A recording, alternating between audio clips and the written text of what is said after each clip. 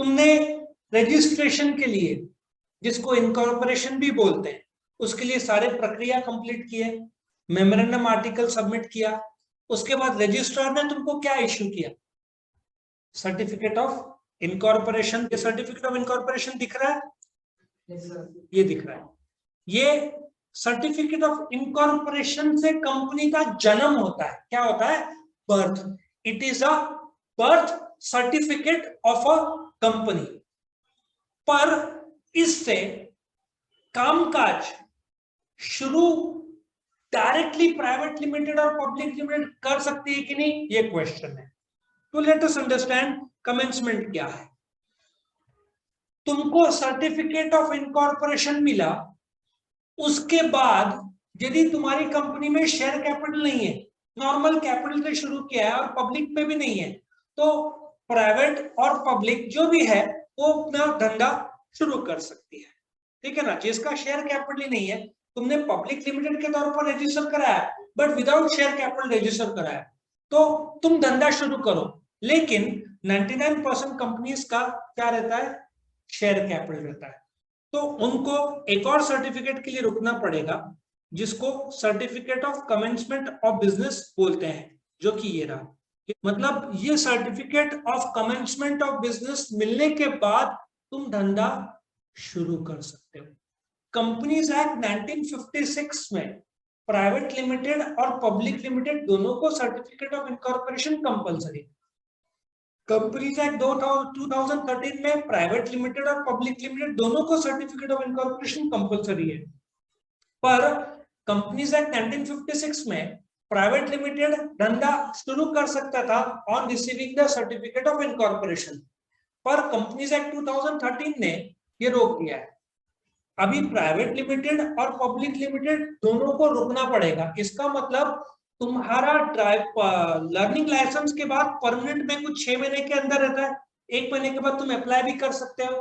तो certificate of incorporation में company का जन्म तो हुआ है, लेकिन उसको एक और सर्टिफिकेट के लिए रुकना पड़ेगा, जिसको certificate of commencement of business बोलते हैं। मैंने तुमको दिखाया भी था ये सर्टिफिकेट।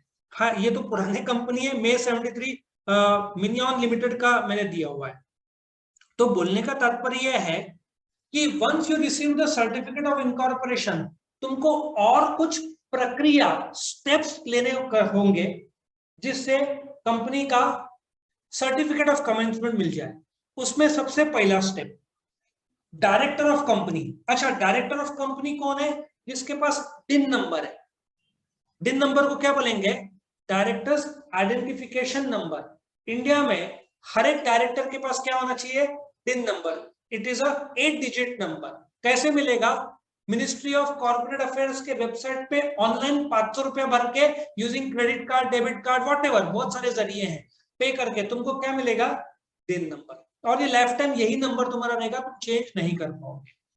वो डायरेक्टर को डिक्लेरेशन देना पड़ेगा कि मेमोरेंडम के जो सब्सक्राइबर्स है, सब्सक्राइबर्स 3 रूप में होंगे। ओपीसी रहा तो एक सब्सक्राइबर होगा, प्रमोटर एक होगा जिसने साइन किया होगा। प्राइवेट लिमिटेड में मिनिमम कितने होंगे? दो प्रमोटर रहेंगे ना प्राइवेट लिमिटेड में, कम से कम। पब्लिक में कितने होने चाहिए? कम से कम कितने मेंबर्स होने चाहिए? प्रमोटर कितने होते हैं? 7। समझ में आया? अब मैं तुमको दिखाता हूं। ये 7 लोगों ने, बोलना क्या चाहता हूं मैं, कि ये एक मेंबर या 2 मेंबर या 7 मेंबर, मेंबर मतलब सब्सक्राइबर, मेमोरेंडम में जिसका नाम दर्ज है, उसने शेयर्स का पैसा दिया है जो उसके नाम के आगे वो शेयर्स है जो उसने सब्सक्राइब किए। मैं तुमको लाइव केस बताता हूं, तुमको इजी हो जाएगा। ये तुम्हारे सामने मिनियन लिमिटेड का है। अभी इनका मेमोरेंडम ऑफ एसोसिएशन है, ठीक है। अभी यहाँ पे इनका सब्सक्राइबर बेस दिखना चाहिए। ये रहा सब्सक्राइबर बेस आया, ये रहा, ये देखो, ये 7 लोग हैं। मतलब ये कौन सी कंपनी बताओ? Public limited. तो ये 7 लोगों ने ये शेयर्स लिए हैं। किसी ने 500, बाकी लोगों ने लगभग 100। Total shares taken. समझ में आ रहा है? मेमोरेंडम ऑफ एसोसिएशन में ये कम से कम कितने लोग चाहिए? 7 लोग। ये 7 लोगों के सामने उन्होंने जितने शेयर सब्सक्राइब किए।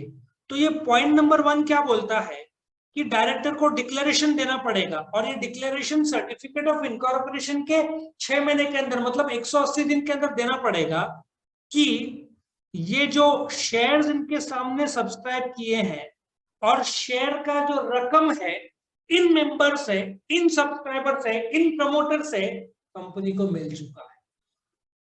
क्योंकि जब शेयर सब्सक्राइब किए तो पैसे तो मिलने चाहिए ना। अभी तो रजिस्ट्रेशन सर्टिफिकेट, जब जो कि सर्टिफिकेट ऑफ इनकॉर्पोरेशन मिला नहीं, मेमोरेंडम आर्टिकल सबमिट करने के बाद तुमको सर्टिफिकेट ऑफ इनकॉर्पोरेशन मिलेगा। सर्टिफिकेट ऑफ इनकॉर्पोरेशन के बाद थोड़े और स्टेप्स लेने पड़ेंगे। किसके लिए? Certificate of commencement of business. उसके लिए स्टेप नंबर 1 क्या है? एक डिक्लेरेशन फाइल करना पड़ेगा। कौन फाइल करेगा? डायरेक्टर। डायरेक्टर के पास क्या होना चाहिए? दिन नंबर। उसमें क्या लिखेगा कि यदि प्राइवेट लिमिटेड है, 2 मेंबर के सामने शेयर्स, उन्होंने पैसा दे दिया, और पब्लिक लिमिटेड है, 7 लोगों ने सब्सक्राइब किया है, उनके सामने जो शेयर्स है, पर शेयर जो पैसा है मल्टीप्लाई बाय 500 जो शेयर था, उसने पैसा पे कर दिया है। ये डिक्लेरेशन देना पड़ेगा। कौन देगा डिक्लेरेशन? डायरेक्टर। अच्छा, file verification of registered office. अब हर कंपनी का एक रजिस्टर्ड ऑफिस होता है। तुम्हारे सामने मैं बता दूं, ये सर्टिफिकेट ऑफ इनकॉर्पोरेशन है रिलायंस नवी मुंबई, उनका देखो यहाँ पे दिया ना, रिलायंस नवी मुंबई इंफ्रा लिमिटेड। अब ध्यान से सुनना, मैं तुमको लाइव डेमो दे रहा हूं, प्रैक्टिकल। अभी रिलायंस का जन्म कब हुआ बताओ? Reliance Navi Mumbai infra limited, ये देखो 24 जनवरी 2019, मतलब do you agree it is 24/1/2019, बराबर है? समझ में आया? अब कायदा क्या बोलता है? इस तारीख को कंपनी के पास, that is Reliance Navi Mumbai infra limited, जो कि पब्लिक लिमिटेड है, प्राइवेट नहीं लिखा है, मतलब ये पब्लिक लिमिटेड है।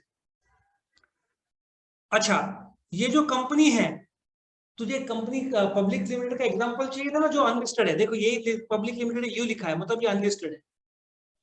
समझ में आया?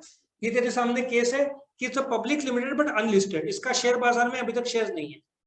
तो 24/1 कैसे हो सकता है? अभी तो इनकॉर्पोरेशन सर्टिफिकेट ही मिला है, ठीक है ना? सो 24/1/2019 के दिन इस कंपनी का, that is Reliance Navi Mumbai infra limited का हेड ऑफिस होना चाहिए। नहीं है तो इस तारीख के बाद 1 महीने के अंदर 23/2/2019, 1 महीने के अंदर कंपनी को अपना रजिस्टर्ड ऑफिस बंदोबस्त करना पड़ेगा, कंपलसरी।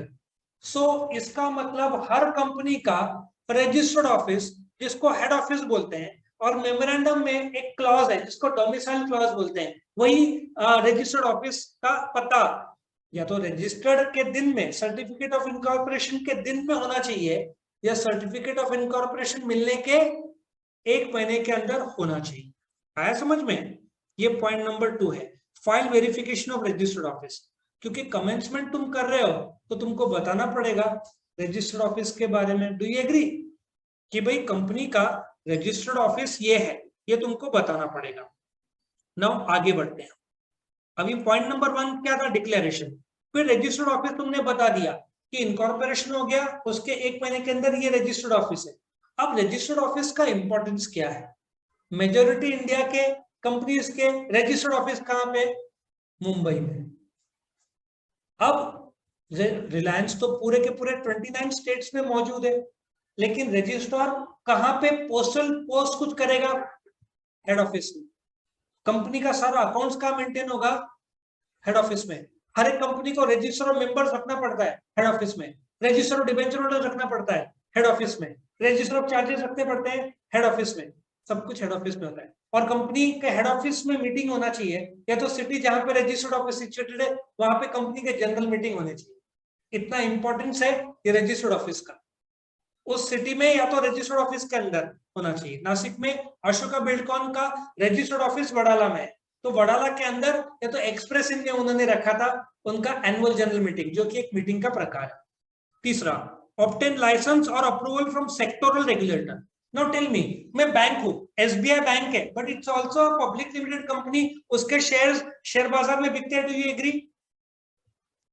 तो एसबीआई को लाइसेंस कौन देगा? रिजर्व बैंक ऑफ इंडिया, ठीक है ना। जो एसबीआई बैंक है तो it is registered under the banking regulation act of 1949। और जैसे कि तुम्हारा कॉलेज है, वो कॉलेज रजिस्टर्ड है with Maharashtra board, university of Pune. तो यूनिवर्सिटी ऑफ पुणे ग्रांट देता है ना, हाँ तुम्हारे कॉलेज को हम रजिस्टर करते हैं। तो यदि बैंक है तो उसको रजिस्ट्रेशन सर्टिफिकेट कौन देगा? Reserve bank of. तो ये जो सर्टिफिकेट या लाइसेंस है वो सबमिट करना पड़ेगा। अच्छा, इंश्योरेंस, तुमने एचडीएफसी अर्गो सुना है? नहीं सुना है? एलआईसी सुना है? इंडिया में आई थिंक 40+ इंश्योरेंस कंपनीज है। बैंकिंग का राजा कौन है? Reserve bank of India. Insurance का राजा कौन है? नहीं, एलआईसी कंपनी है। अभी उसके शेयर्स पब्लिक में भी आ गए, पब्लिक लिमिटेड कंपनी था, पहले वो स्टैट्यूटरी कॉर्पोरेशन था। इंश्योरेंस का main authority is IRDA, insurance regulatory development authority. अच्छा, एरोप्लेन का हेड कौन है? DGCA, director general of civil aviation. सबका एक राजा है, वो लाइसेंस देता है। तो ये लाइसेंस जो उन्होंने दिया है अभी तो सबमिट करना पड़ेगा ना, उसके बिना कैसे शुरू करोगे? ये सबमिट किया, ये सब बराबर रहा, आफ्टर फाइलिंग डिक्लेरेशन सब कुछ बराबर रहा, तो पब्लिक और प्राइवेट कंपनी को रजिस्ट्रार सर्टिफिकेट ऑफ इनकॉर्पोरेशन के बाद क्या देगा? Certificate of commencement. ये तुमको मैं दिखा दूं, सर्टिफिकेट ऑफ, पुराना है ये कंपनी इसलिए थोड़ा फॉर्मेट पुराना है सर्टिफिकेट ऑफ कमेंसमेंट का, बट नेवरदलेस ये फॉर्मेट देख लो कहाँ पे दिया हुआ है। ये रहा certificate for commencement of business, ये मिल जाएगा। इससे क्या होगा? कामकाज शुरू कर सकते हैं ना। कामकाज कैसे शुरू करेंगे? पब्लिक कंपनी क्या इश्यू करेगी? प्रोस्पेक्टस। अभी पब्लिक में शेयर सुलह क्या करेगी? शेयर बाजार में लाएगी। ऑफ कोर्स उसकी भी प्रक्रिया है सब 12th में। तो तुम प्रोस्पेक्टस फॉर्म भर के चेक दोगे और फिर मुझे पैसा मिलेगा और फिर मैं शेयर बाजार में लिस्ट कराऊंगा, लेकिन वो आगे का स्टेजेस है। ये सिर्फ क्या था? Certificate of commencement of business. क्या सब लोग क्लियर है? तो एक क्विक रिवीजन। सबसे पहले आइडिया किसको आता है? प्रोमोटर का। वो स्टेप्स लेता है, उसको क्या बोलते हैं? प्रमोशन। रजिस्ट्रेशन के लिए किसके पास जाएगा? रजिस्ट्रार। कौन से डॉक्यूमेंट्स लेके जाएगा? Memorandum articles. उसके बाद रजिस्ट्रार क्या देगा? Certificate of incorporation. उससे क्या होगा? कंपनी का जन्म होगा। क्या काम शुरू कर सकते हैं? The answer is no. एक और सर्टिफिकेट के लिए रुकना पड़ेगा, उसको क्या बोलते हैं? Certificate of commencement of business. तो सर्टिफिकेट ऑफ इनकॉर्पोरेशन के बाद डायरेक्टर को क्या देना पड़ेगा? डिक्लेरेशन कि मेमोरेंडम में शेयर होल्डर के नाम या जो प्रमोटर के नाम के आगे जो शेयर्स है उसका पैसा कंपनी को मिल चुका है। फिर रजिस्टर्ड ऑफिस बताना पड़ेगा। फिर बैंक है तो आरबीआई का लाइसेंस सबमिट करना पड़ेगा।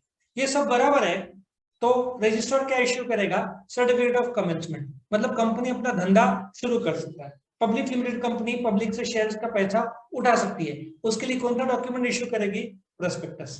वो फॉर्म है जो तुम भर के अप्लाई करोगे शेयर्स के लिए, उस फॉर्म को प्रोस्पेक्टस बोलते हैं। इसका डिटेल डॉक्यूमेंट चैप्टर में है, तो अभी शॉर्ट में सिर्फ बता रहा हूँ कि प्रोस्पेक्टस मतलब वो फॉर्म तुम भरोगे शेयर्स खरीदने के लिए। आया समझ में सबको? तो ये था तुम्हारा certificate of commencement of business.